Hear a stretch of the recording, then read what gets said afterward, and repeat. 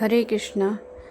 श्री भगवान उवाच अव्यक्त आदीनि भूतानि व्यक्तमध्यानि भारत अव्यक्त निधनानि एव तत्र का परिवेदना। अर्थात सारे जीव प्रारंभ में अव्यक्त रहते हैं, मध्य अवस्था में व्यक्त होते हैं और विनष्ट होने पर पुनः अव्यक्त हो जाते हैं। अतः शोक करने की क्या आवश्यकता है। दो प्रकार के दार्शनिक हैं, एक तो वे जो आत्मा के अस्तित्व को मानते हैं और दूसरे वे जो आत्मा के अस्तित्व को नहीं मानते। कहा जा सकता है कि किसी भी दशा में शोक करने का कोई कारण नहीं है।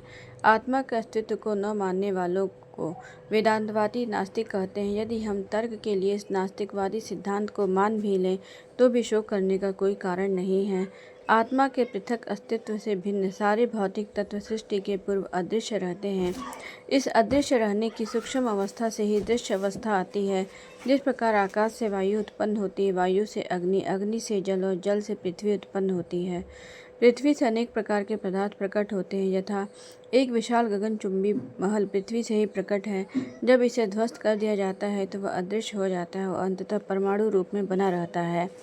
शक्ति संरक्षण का नियम बना रहता है, किंतु कालक्रम से वस्तुएं प्रकट तथा अप्रकट होती रहती हैं।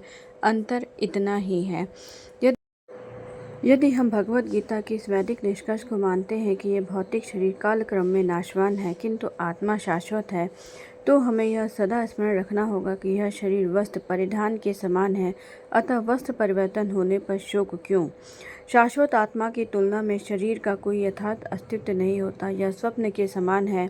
स्वप्न में हम आकाश में उड़ते या राजा की भांति रथ पर आरूढ़ हो सकते हैं, किंतु जागने पर देखते हैं कि न तो हम आकाश में हैं और न ही हम रथ पर। वैदिक ज्ञान आत्म साक्षात्कार को भौतिक शरीर के अनस्तित्व के आधार पर प्रोत्साहन देता है। अतः चाहे हम आत्मा के अस्तित्व को माने या न माने, शरीर नाश के लिए शोक करने का कोई कारण नहीं है। हरे कृष्णा।